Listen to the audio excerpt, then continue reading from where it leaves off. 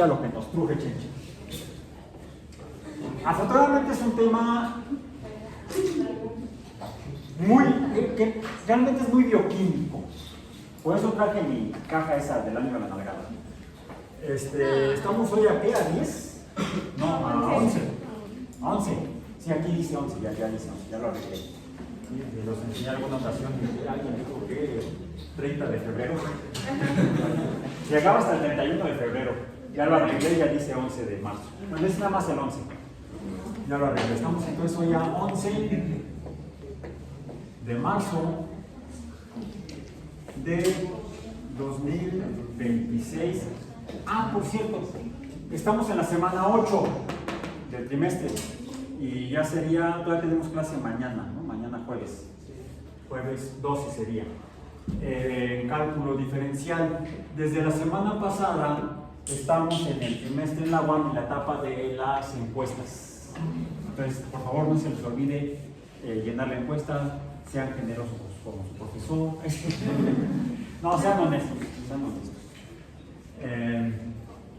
Así debe ser la comunidad científica, no siempre se es honesto. Pues desafortunadamente tenemos a lo largo de la historia de la ciencia, pues, también gente que ha traicionado a la ciencia, ¿no? La han usado de manera oscura. Si hay un lado brillante y un lado oscuro de zoom, zoom, zoom, zoom. Un lado oscuro de la ciencia. ¿Quién fue? Fritz Haber, premio Nobel en química, por el desarrollo de los principios para la producción de fertilizantes a partir de la síntesis de amoníaco, partiendo del nitrógeno atmosférico. Partiendo del nitrógeno atmosférico logró sintetizar amoníaco. Le dieron el premio Nobel en química por eso. Pero también fue el principal promotor del desarrollo de armas químicas en la Primera Guerra Mundial. Paradójico, de origen judío. Cuando en la década del 30 llega Hitler al poder, y siendo Fritz Haber un alemán muy patriota, quiere colaborar con el gobierno alemán, le dicen o que se exilia o va a ir a parar a los campos de concentración. Entonces él literalmente huye hacia Austria y muere en el camino. Alguien diría por ahí karma.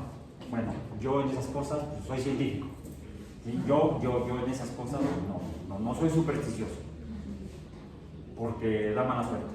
Por eso toco madera. Ok, bueno, ya estamos hablando de cuestiones mágico-religiosas.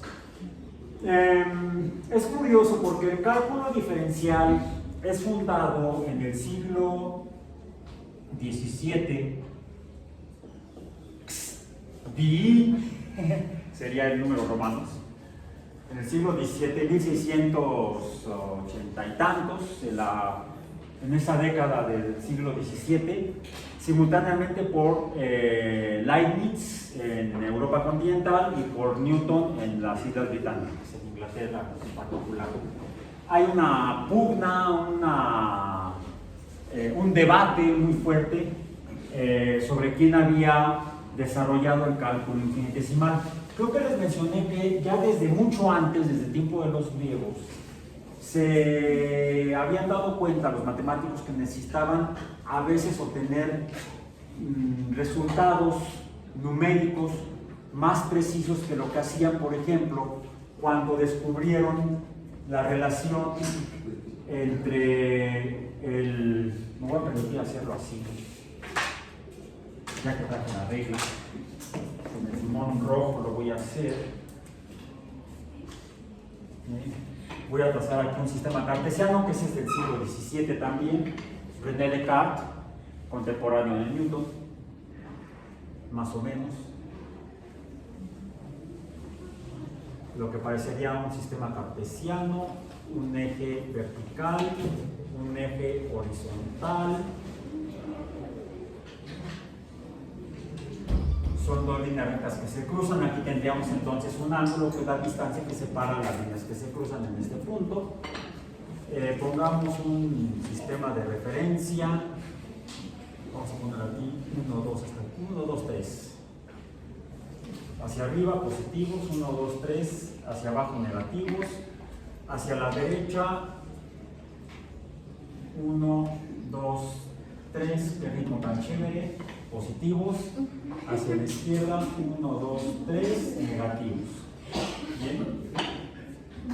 Y eso lo quise poner porque inicialmente pues me interesaría ponerlo así. Voy a poner nada más acá hasta una distancia de 2 décimos de metro hacia la derecha y arriba, otros 2 décimos de metro hacia la derecha y hacia abajo, hacia la izquierda, hacia abajo a la derecha otros 2 decímetros y hacia acá otros 2 decímetros. 1, 2, ¿para qué? ¿Ya tienen idea para qué estoy haciendo esto? Porque pretendo trazar un círculo. Y no es ningún caballero inglés. Ok, ahí está. Un circuloide, porque no es exacto, no es preciso. Necesitaría yo traer un compás. 1, 2, 3, 1, 2, 3. No, no un compás musical, un compás geométrico. La relación entre la magnitud del perímetro del círculo, ¿cómo le llamamos a eso? Vamos a ponerle P. P de perímetro del círculo. La relación racional, número racional, respecto a cualquier línea, vamos a ponerla así, que cruza el centro de un círculo y une los extremos opuestos del perímetro. ¿Esta qué es? El diámetro, una línea recta, que esta sería el diámetro. Esta sería D. La relación del diámetro o diametral, ¿cuál es? ¿O cuánto es, más bien? ¿Cuál es el número? ¿Cuál? No, la relación P entre D. La magnitud del perímetro, la longitud del perímetro entre la longitud del círculo. Esto lo podemos hacer fácilmente en casa. Con un cordel lo cerramos en círculo. Podemos ayudarnos de un compás para que nos quede realmente el círculo. Es más, tenemos un cordel largo, tenemos el círculo, lo cortamos donde se completa el círculo. Tomamos otro fragmento de ese mismo cordel, lo ponemos así como lo puse yo acá, y si tomamos ambos cordeles y los estiramos, podemos medirlos y obtener un valor numérico del perímetro del círculo y de la longitud del diámetro, de manera práctica. ¿Qué les parece que lo hacen y lo incluyen en su reporte semanal, por ejemplo? Cuando los medimos y dividimos el número del perímetro, de la longitud del perímetro entre la longitud del diámetro, ¿cuál es el resultado numérico? Pues no nos da un número real. No, sí nos da un número real. No nos da un número natural, perdón, me equivoqué de conjunto. Y no me hablo de conjunto musical, del conjunto numérico. El conjunto de los números naturales, y es más que son números enteros. No tenemos un número entero. Pero tampoco tenemos un número racional. ¿Qué es un número racional?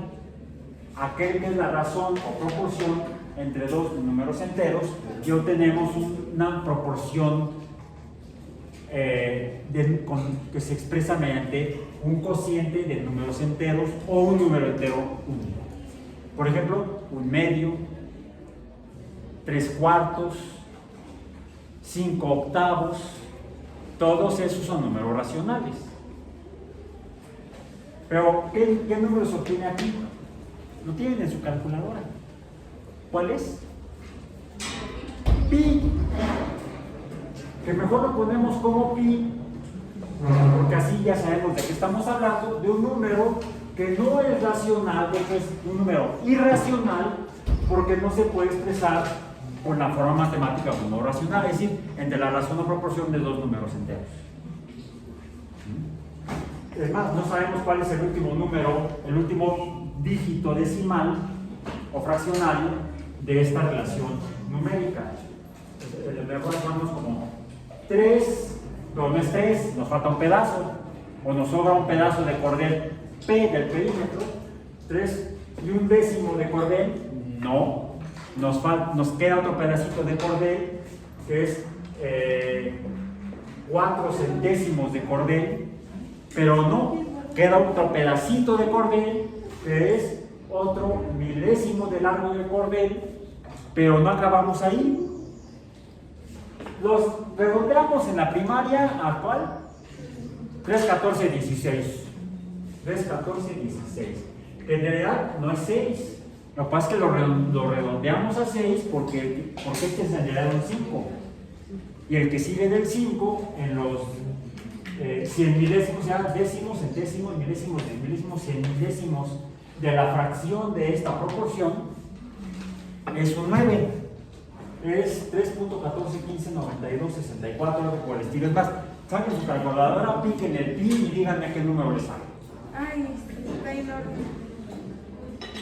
¿Cuál es? A ver quién obtiene más decimales. 3.14, 15, 92, 65. La mía da 64. ¿Cuántos decimales son en la tuya? Cuéntame. 8. ¿En la tuya? Me sigue saliendo ese nivel. Ah, sigues ahí y hasta le hace así. Sí está loca la calculadora. No hace. Entonces, eso es un número irracional. Ok. Este tipo de números volvió locos a los matemáticos de la antigüedad. Griegos, babilonios, asirios, egipcios. Tenemos los registros que conocían esta relación. No es la única.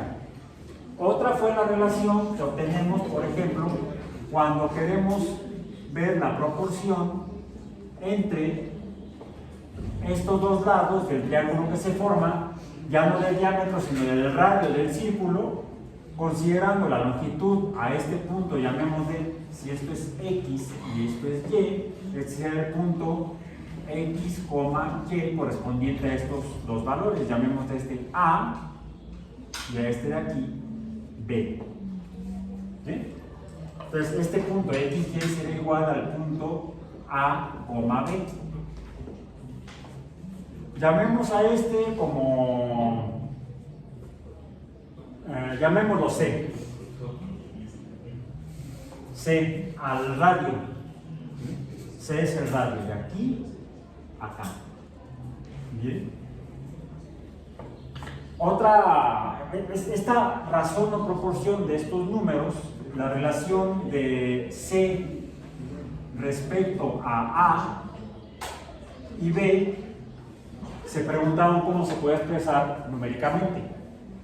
Y también se dieron cuenta que se obtenía una relación no racional con los números estos, A, B y C. Sino que la relación es cuadrática aditiva de estos dos cuadrados, que la conocemos como el teorema de Pitágoras, que por cierto ya hablamos de ello, que aunque lo conocemos como teorema de Pitágoras, no fue realmente concebido originalmente por Pitágoras, sino que ya los asirios ya lo conocían. Solo que el asirio que lo escribió en la tablilla de asirio pues parecía alumno de la UAM de cálculo diferencial, porque no le puso nombre a su trabajo. No digo de este curso. Cualquier semejanza con personajes de la vida real es mera coincidencia. Entonces, este tipo de conceptos hicieron que se desarrollara ya en tiempos de los griegos, al menos, porque tenemos la referencia. En este caso, este sería, vamos a poner entre comillas, Pitágoras. Le echamos la culpa a Pitágoras y no se van a echarse para atrás, así como aunque Frederick Kohler se quiso echar para atrás, pero todos lo recordamos como el fundador de la química orgánica, para su desgracia. Otro sería, pues, iba yo a referirme a un matemático griego de nombre Eudoxo, que lo que pretendió fue, vamos a ver esto, ¿cómo podríamos obtener de manera más precisa esta relación? Pues quizá no directamente con el diámetro y el perímetro, sino quizá, ¿cuál es la forma geométrica más simple que puedo pintar yo adentro de un círculo? Tendría que haber traído un compás. No, esto no sirve para escribir, tenía que agarrar el plumón. Voy a ponerlo aquí. Y voy a poner otro como por acá. Y otro como por acá. ¿Y qué queda más o menos? La figura geométrica o la forma geométrica más simple, regular, que puedo pintar dentro de un triángulo, ya me spoilé yo solito, dentro de un círculo, es precisamente un triángulo equilátero, o sea, con lados iguales. Este mide 34, este mide 34, sí me quedó. ¿Bien? Tantos años de marqués y no saber mover el abanico.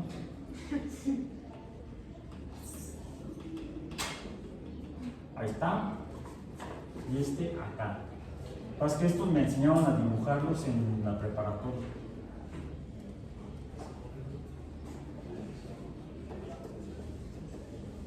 Ok.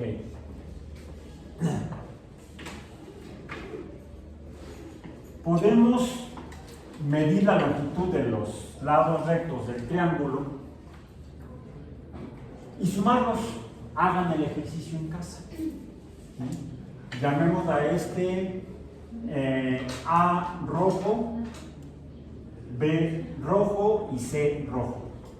Entonces, A minúscula. A más B más C tendería a P. ¿De veras? A ver, vamos a calcularlo aproximadamente. Por eso fue que quise hacerlo así. A ver, el diámetro de este círculo es de 0.4 metros. Anoten en su cuaderno. 0.4 metros es el diámetro. ¿Cuánto mide la circunferencia? Pues es 0.4 por 3, 14, 16. ¿Cuánto da la circunferencia de la circunferencia roja? ¿Cuánto? Oye, chico, digo, hijo. ¿Cuál es el valor de P?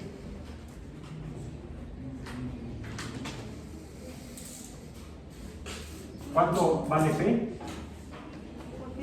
En metros, porque es 0.4 metros el radio. Por 3, 14, 16 o el pi que tenga en su calculadora. ¿Cuánto? 1.25 metros.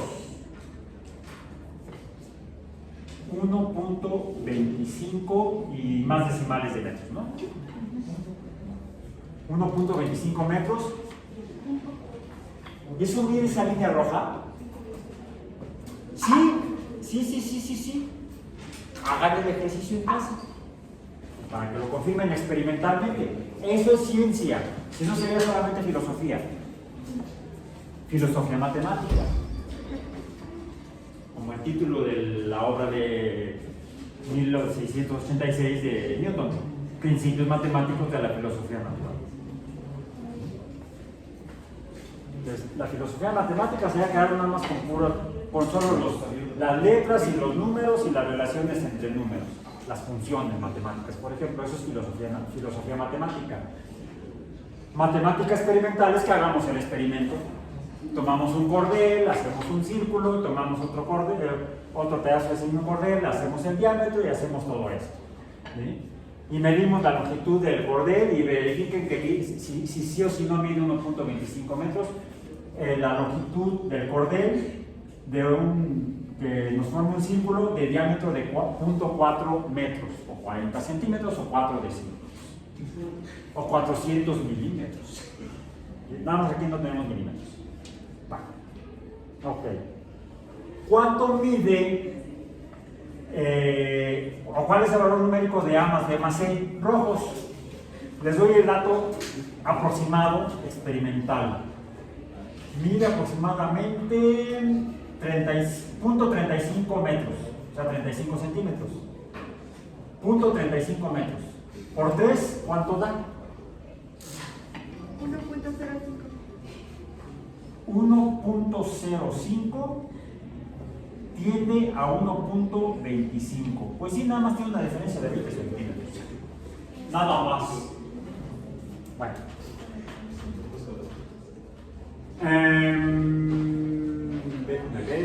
Aquí me quedo casi a 45 grados, ¿no? La mitad del camino, de la distancia entre la línea horizontal y la línea vertical. Si yo extiendo estos hasta acá, podría obtener la longitud de la... Ahora, estas líneas que forman el triángulo, ¿cómo se llaman en el círculo?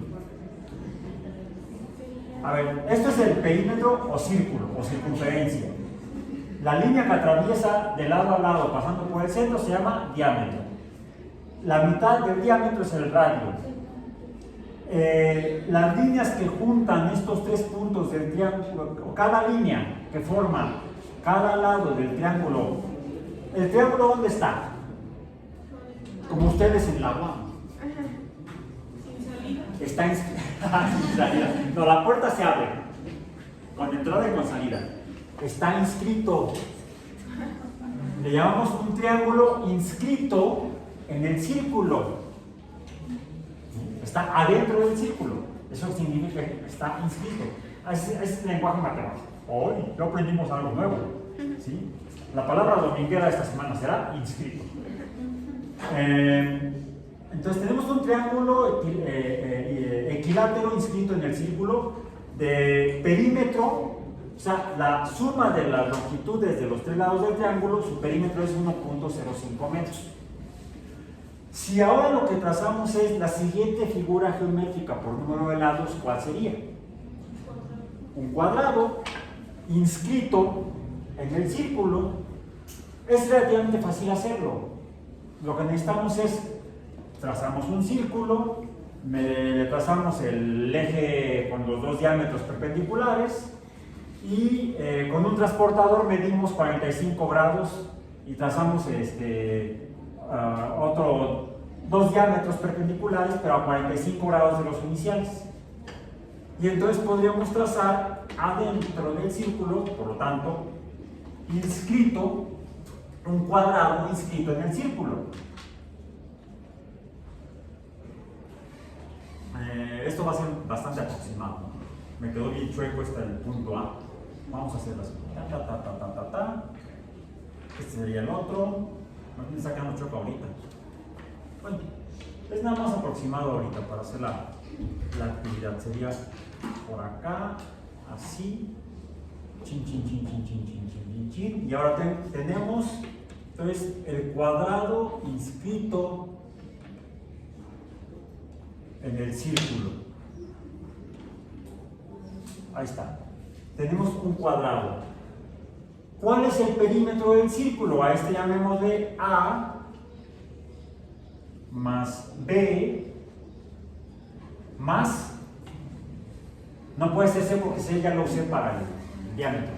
Pongámosle D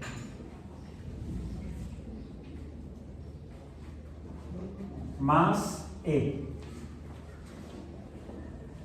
¿Esto cuánto es? ¿Cuánto mide? Aproximadamente mide, déjenme ver aquí, como 26 centímetros. Estamos obteniendo de manera aproximada 26. Está bien chueco. Pongamos de 26 o 27.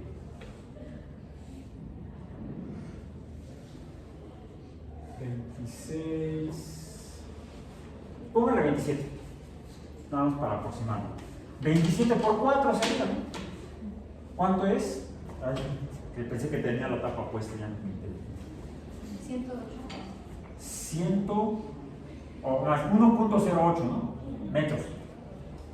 Tiende a 1.25. ¿Sí es cierto? Se acerca 3 décimas respecto al triángulo. ¿Qué ocurrirá si ahora en lugar de trazar una figura de 3 lados o una de 4 lados, un triángulo o un cuadrado, trazo la siguiente número de lados? Sería un pentágono. Háganlo en casa.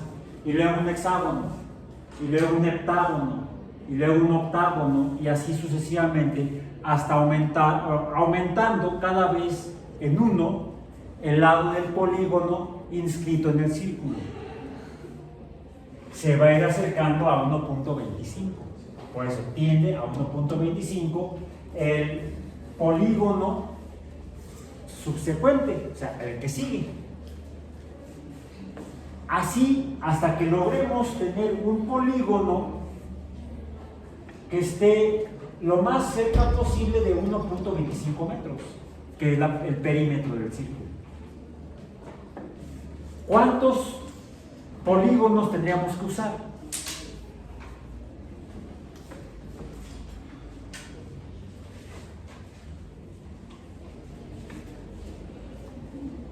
Infinito. ¿Qué es un círculo entonces? Un polígono de infinito número de lados. Y lo que estamos haciendo es que vamos sumando las magnitudes, las longitudes de los lados de cada polígono. ¿Cuánto? Pues infinito número de cantidad de sumas o de operaciones. A esto es a lo que se conoce, por eso es que a este tipo de cálculo numérico se le llama cálculo infinitesimal, porque es un infinito número de fracciones en lo que hemos separado a través de líneas rectas un círculo. Un círculo podemos definirlo entonces como un polígono de infinito número de lados. ¿Cómo formamos un círculo? Juntando infinito número de rectas. Ese primer ejemplo, al menos no primero, el ejemplo más antiguo que conocemos del cálculo infinitesimal se lo debemos a Eudoxus, que lo que hacemos es buscar la longitud, que se ajuste a la longitud de polígonos dentro del círculo, o encontrarle, decían por ahí, era una especie como de frase popular o refrán, una frase popular, cuando uno se mete en un problema muy complejo de resolver, le decían a uno, oye, bájale porque estás tratando de encontrar la cuadratura al círculo.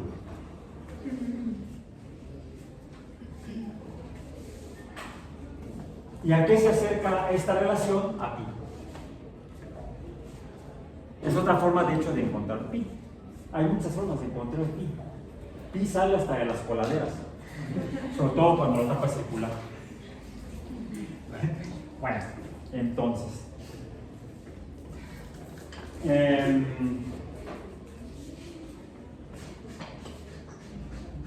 de manera similar, a veces nos encontramos con problemas en los cuales el uso del cálculo infinitesimal, pero ya hablando del cálculo infinitesimal del siglo XVII,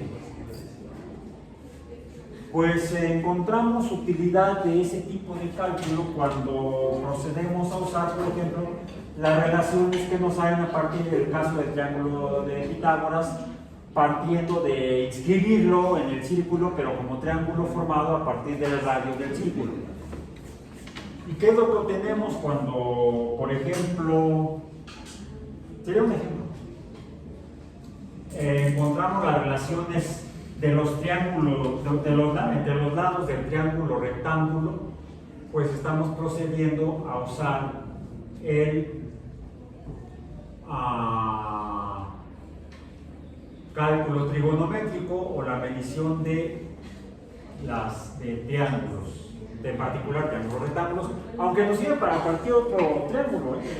Podemos conocer las relaciones numéricas entre triángulos usando los principios de la trigonometría, las funciones trigonométricas. Voy a poner esto aquí para hacer un sistema de coordenadas que me permitan expresar inicialmente. Lo voy a hacer así. Voy a seguir para abajo.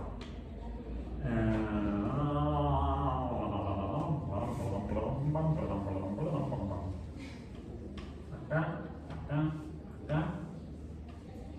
Para trazar funciones trigonométricas. Las dos que más nos gusta usar. Quizá porque son las más fáciles. Sí, ¿para qué nos complicamos la existencia? 1, 2, 3, 4, 5, 6, 7. Ok. Dos de las funciones que salen del análisis del rectángulo inscrito en el círculo unitario, o sea, de magnitud radio 1. ¿Cuáles son esas dos funciones? La función seno y igual al seno de x. Usemos los coeficientes 1, a y n, ya la amplitud y la frecuencia, y pongamos que tenemos aquí, aquí es 1, aquí sería 2, aquí sería menos 1, aquí sería menos 2, aquí sería 1, aquí sería 2, aquí sería menos 1, menos 2, aquí 0 y aquí el 0. Partamos de... ¿qué será? Vamos a poner vamos a ponerlo así. Tenemos acá la función, para el caso de la función seno, la voy a trazar en rojo. La voy a escribir en rojo para que sepamos que estamos hablando de ella.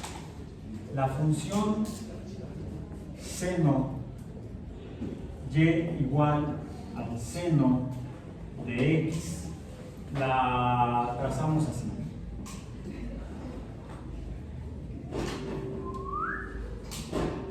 Luego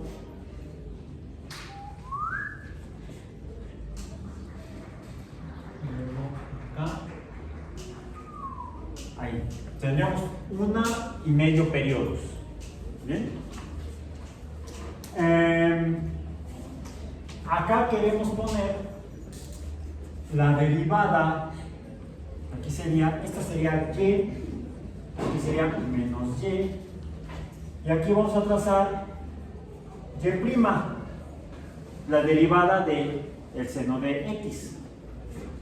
¿Cómo definimos de manera simple la derivada de la función? No a través de la definición del límite, sino a través de la forma gráfica. ¿Qué es la derivada de una función no lineal? La pendiente de la línea tangente en cada punto de esa función no lineal. A ver, ¿cuál es, por ejemplo, la pendiente de la función seno cuando x es igual a este valor, que sería igual a 90 grados? ¿Cuánto es? No, cuando es 90 grados. Pues está, si el círculo es unitario, el valor es 1. Entonces sería 1, estaría aquí. Bien, bueno, ahora sí voy a usar el plumón negro.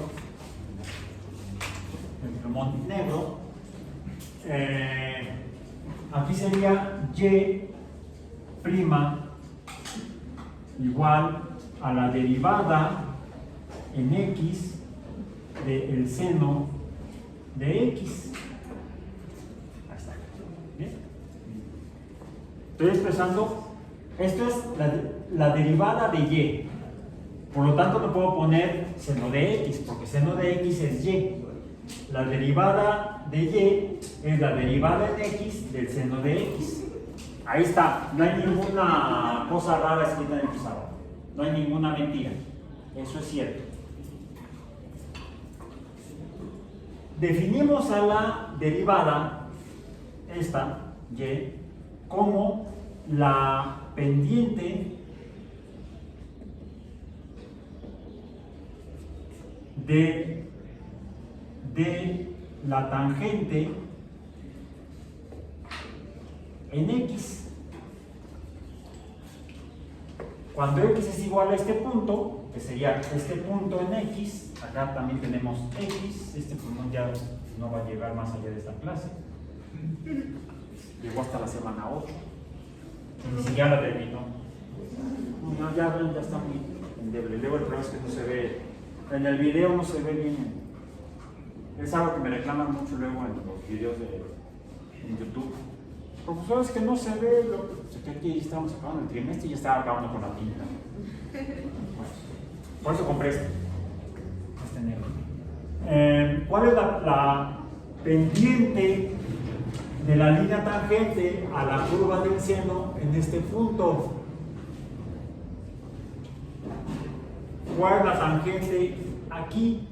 Vamos a llamarle, sí, la tangente. Vamos a llamar aquí A, B, C, D, E, F. Ya sabemos que aquí es 90 grados, acá sería 180 grados, acá sería 270 grados, o un medio de pi, pi, 3 medios de pi, etcétera, etcétera, etcétera. ¿Sí? Aquí sería la tangente en A. ¿Cuánto es? 0, porque es una línea horizontal. Entonces aquí está acá. ¿Bien? En A. Aquí sería A, B, C, D, E y F. Porque son X de aquí es la misma X de allá. Okay.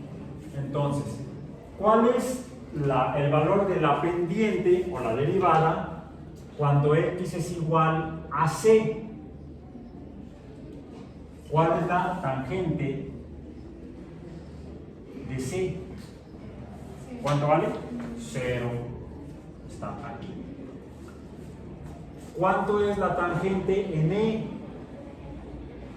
Igual 0. También 0.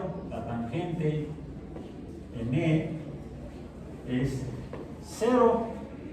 Ahí está. Ya tenemos entonces el valor de la derivada del seno de X cuando X es igual a C y E. Es 0. ¿Hay algún valor más alto en Y de la función? No. Es el valor más grande. Por eso, y se repite 2 veces en esta función seno de X. A este le podemos decir entonces estos dos valores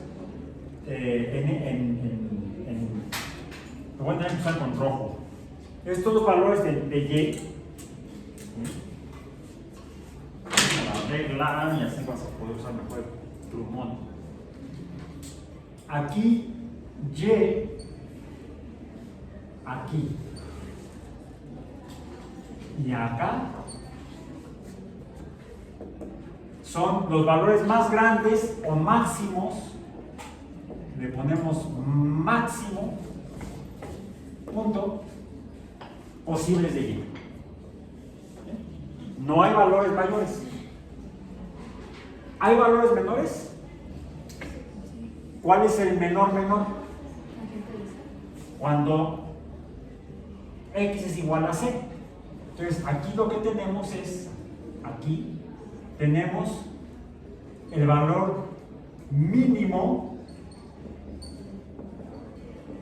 de posible de Y en la función original.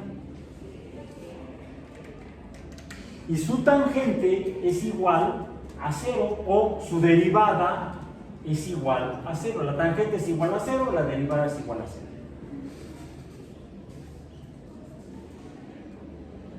¿Cuáles serían entonces? Ok, bueno, pasamos de hecho de un valor máximo a luego un valor mínimo y luego otra vez a un valor máximo. Cuando tenemos estos cambios, incluso de tendencia, aquí ¿cómo es la función? En esta parte de aquí, en este fragmento, vamos a decir, lo voy a poner así, lo voy a poner el rojo, si todavía vas a tener que darme más. Vamos a ponerlo así. Paréntesis rojo, no paréntesis negro. Aquí entre los paréntesis negros tenemos lo que sería un punto en el círculo, o un punto en la línea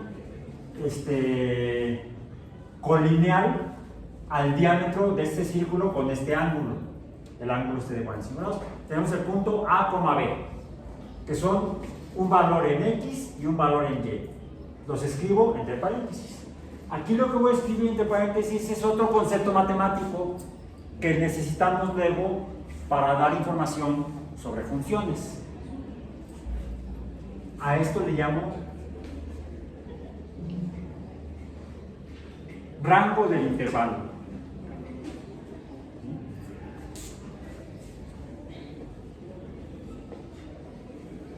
Rango del intervalo. Tengo otro rango acá. Tengo entonces dos rangos. Son 1 y 2. Bien. Entonces tengo que poner otro acá. Los rangos es donde empieza un valor de dominio de la función. ¿Qué es el dominio de la función? Los valores en X donde obtenemos algún número para Y. O sea, no puede ser un límite entonces. Los límites no forman parte de los rangos, de los dominios de las funciones. Entonces podemos decir una función es válida o tiene un dominio hasta tal valor, porque ese valor ya es, ahí no tiene ninguno porque encontramos un límite. Como en nuestra famosa función aquella de x cuadrada menos 5x más 4 entre x menos 1. Ya hasta la recito de memoria, ya hasta sueño con ella. Entonces, tengo dos rangos. Tengo el rango izquierdo, que no necesariamente es el inferior, si consideramos que los números negativos son inferiores a los números positivos, pero en teoría de conjuntos numéricos no es así. Si apelamos a la recta numérica, sí, los negativos son menores que los positivos, pero cuando hablamos de teoría de conjuntos, pues ya no, porque ahí tanto valen los números negativos como los números positivos, y más los igualamos cuando nos referimos a ellos a través del valor absoluto de cada número. El valor absoluto de más 2 es igual al valor absoluto de menos 2, ambos valen 2. Ahí no. Hablar de valor absoluto es aplicar la democracia, ahora diría el comunismo, en matemáticas numéricas, porque ahí todos son iguales, es comunismo. O a cada quien se le da su valor correspondiente. Tanto vale el positivo como el negativo. Por eso es que no les voy a llamar a estos rangos como si les llamamos cuando hablamos de sumatorias. En las sumatorias tenemos también rangos. Lo voy a poner acá como parte. Otro paréntesis, ¿no?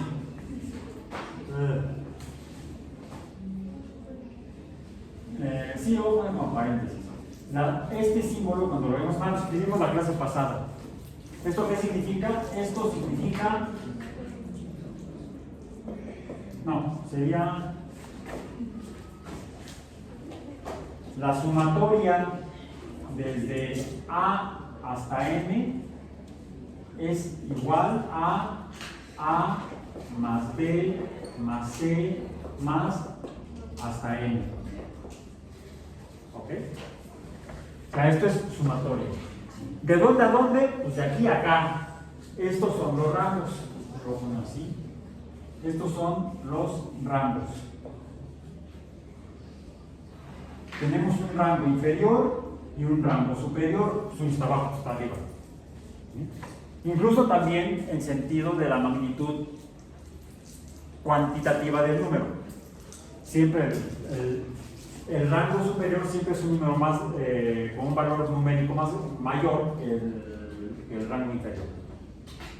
Ojo, no confundir con el concepto coloquial en español de límite.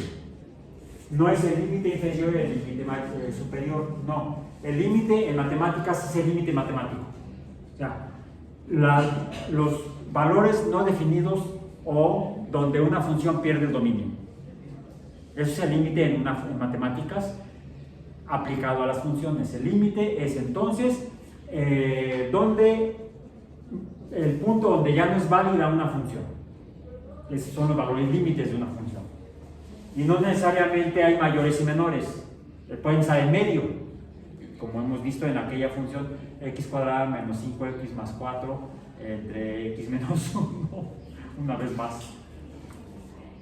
Bueno, ojo, no confundir rango con límite, primero, y tampoco los vamos a traducir con la palabra inglesa range, porque range es el intervalo. En el caso de la suma de números, el intervalo es el espacio entre los rangos. Tiene el mismo sentido aquí adentro, lo que está entre los paréntesis.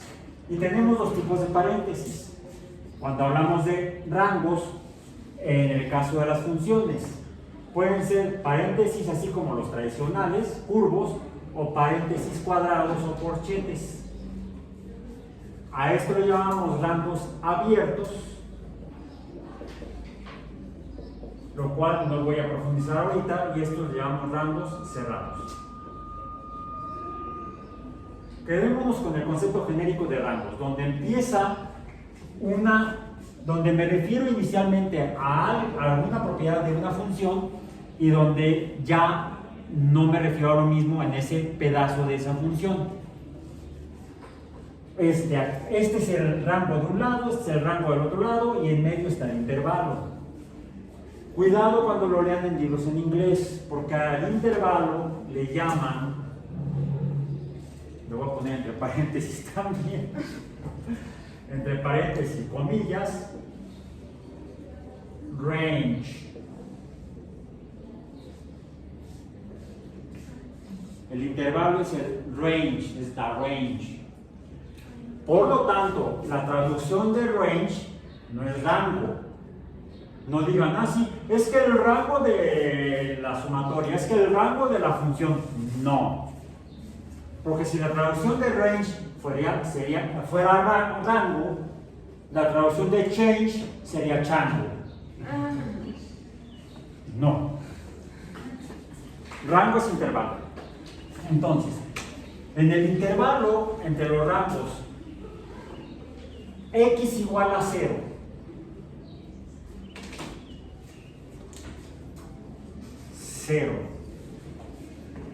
Y, coma, y x igual a b, que es cuando el ángulo es de 180 grados, ¿sí?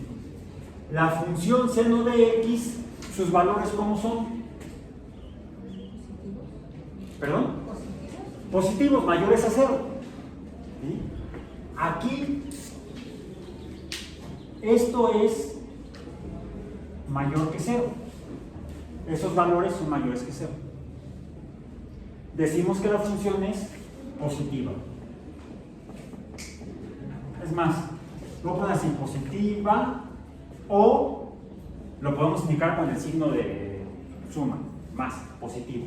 Aunque me quedó ahí como si ya se murió, me quedó como cruz de panteón. Me quedó más larga la vertical que la horizontal, la barra vertical. Bueno.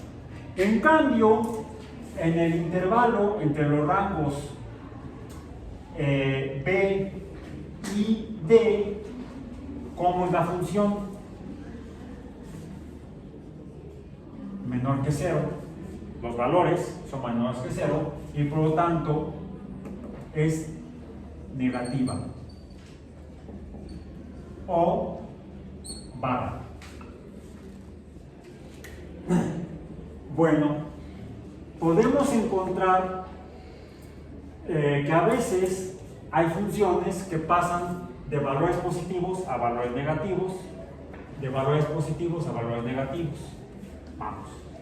Ahora, tengo aquí otro intervalo que puedo indicar con otro par de valores entre los rangos, que sería en el rango de 0 a A, la función como es creciente,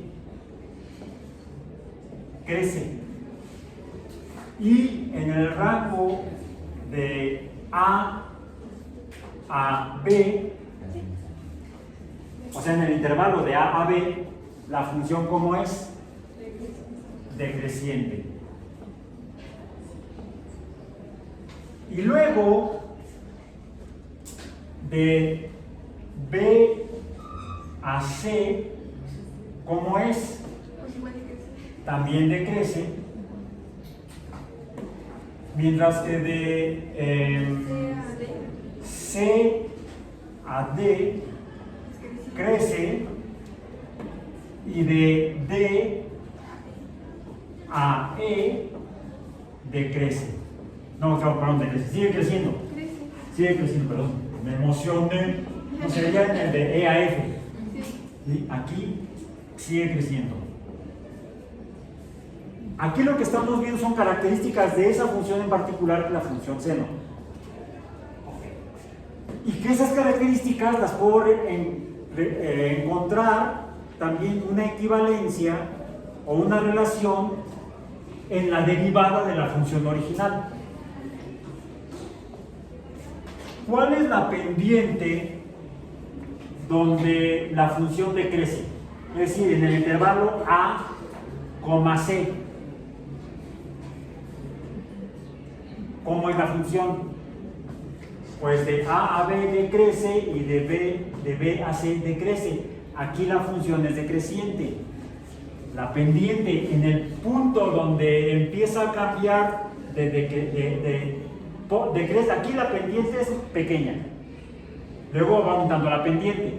Y luego vuelve a disminuir la pendiente. ¿Cómo es la pendiente en el punto intermedio entre A y C? Es la mayor inclinación negativa, decreciente. ¿Cuál sería la derivada en este punto? Del valor más grande pero negativo, diríamos que de -1. ¿Cuál es la pendiente cuando empieza a crecer? Pues es el valor, la inclinación mayor positiva. Aquí, déjenme ver, en C es 0 y luego en D. ¿Cómo es la pendiente en el intervalo C a E? En D en particular vuelve a ser positiva máxima, la pendiente en este punto, y luego en F la pendiente vuelve a ser negativa máxima, o mínima, vamos a decir. ¿Qué pasa cuando junto estos puntos?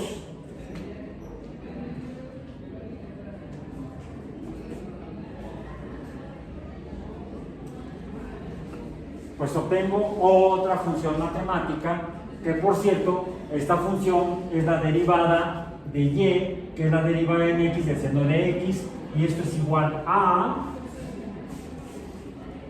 esa. Si la reviso, voy a darme cuenta que es la función coseno de x. Recordemos que cuando revisamos las derivadas de funciones trigonométricas, encontramos que la derivada del seno de x es el coseno de x. Pero ¿qué es lo que me está diciendo el coseno de x como derivada del seno de x? Me está diciendo, mira muchacho, cuando la derivada del coseno cuando la derivada del seno de x, ¿cuánto vale aquí? 0. Aquí, en A, y', o la derivada de y en A, es igual a 0. O sea, ya es 0. En C también es 0. Y' en C es 0. Y y' en E es 0. Bien. ¿Qué significa que la derivada de la función original sea 0? ¿a qué corresponde? En A, en C y en E. Es cuando tengo los valores máximos o mínimos de la función. Tengo que averiguar cuándo es máximo y cuándo es mínimo, pero aquí ya sé que estos son los máximos y mínimos valores posibles de la función y. Y cuando tengo las pendientes máximas o la derivada máxima, más, aquí sería más 1, aquí y' es igual a 1, a más 1, acá y' en 0, aquí sería y' en d, es igual a más 1. ¿Qué significa? ¿Qué me está diciendo la pendiente de la función original? ¿Cómo es la función? Creciente. Aquí dice que la función original y es creciente, crece. Aquí y crece. Y cuando la función es mínima, cuando la función es mínima posible, estará aquí. ¿Qué me está diciendo aquí? Aquí y decrece. Y en F decrece y aquí y en B decrece. Decrece. Entonces, la derivada de las funciones, en este caso puse el ejemplo con las funciones trigonométricas, me dice cuando una función está aumentando sus valores, está siendo creciente, o está disminuyendo sus valores decreciente, o cuando ni crece ni decrece porque tiene el valor máximo posible o el valor mínimo posible, porque la derivada es 0. Y eso que carambas. A veces, pues luego lo recojo. ¿Qué dice aquí?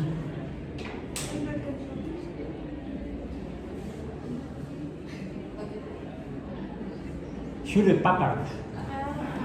¿Sí? Hewlett Packard, HP. No es una computadora, ¿verdad? No. Es una cajita. Gracias. Es una cajita donde venía originalmente este tipo de papel cuadriculado. No es papel milimétrico. Nada más que este ya está usado. De hecho, todo está usado porque ya se usó. ¿Qué es esto? Una gráfica de qué. Las variables son en X la frecuencia o longitud de onda de la luz, en Y la cantidad de luz absorbida. Diríamos que es esta función A, la variable dependiente, está en el eje vertical, depende o es igual a o proporcional a algo, vamos a decir n por la frecuencia o la longitud de onda. Las variables son, aquí sería x y esto sería y. Vamos a ponerlo así. Pero el detalle es que la función es no lineal. Aquí estoy poniéndola como si fuera lineal. Es evidente que es no lineal. Lo que veo es que aumenta y de repente disminuye, luego aumenta, luego disminuye. Esto es como diferentes sustancias absorben luz de diferente color, porque el color depende de la frecuencia. A mayor frecuencia, que por cierto está de aquel lado, a la izquierda, de longitud de onda, que son inversas. Si aumenta la longitud de onda, disminuye la frecuencia. Si disminuye la longitud de onda, aumenta la frecuencia. Por eso es que yo graficaba no con nu, sino con lambda. Lambda es longitud de onda. En esto, que es lo que se llama curvas de espectrografía o el uso del espectro de la luz para analizar la naturaleza de la materia. Y podemos usar cualquier color de luz. Por ejemplo, en estos de acá, estoy usando luz visible, que va del del violeta al rojo. La violeta es de longitud de onda pequeña o frecuencia grande y la roja es de longitud de onda grande o frecuencia pequeña. Y lo que veo es que acá en la absorción, y hagan caso a estas dos líneas que vienen por aquí, ¿sí? Es como una sustancia orgánica, un ácido orgánico que se llama muréxido, es un nombre común, muréxido, absorbe valores máximos, luz violeta, mientras que no absorbe luz roja. Acá me da 0, el 0 está aquí abajo. En cambio absorbe luz violeta, bueno, violeta no, más bien azul. La sustancia no es azul, es roja. O sea, no absorbe rojo, lo refleja. Absorbe azul, no lo refleja.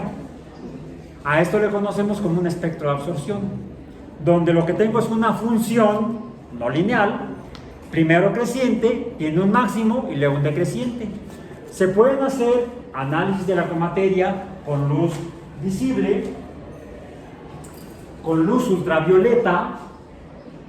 Esta es otra sustancia que es incolora.